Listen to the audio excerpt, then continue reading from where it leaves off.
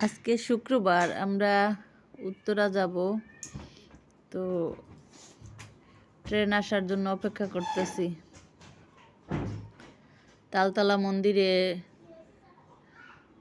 অনেকেই আমরা একত্র হয়েছি শেওড়াপাড়া স্টেশন থেকে। উত্তরা দক্ষিণ যাব। ওখানে একটা মন্দির আছে, উত্তরা সার্বজনীন মন্দির, কীর্তন চলতেছে। তো সবাই আমরা একসাথে হই হই করতে করতে, আনন্দ করতে করতে ট্রেনে উঠা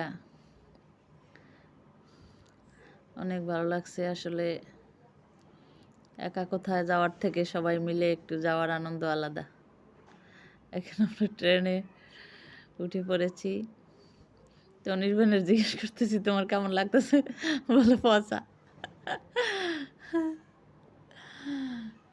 অনেকটা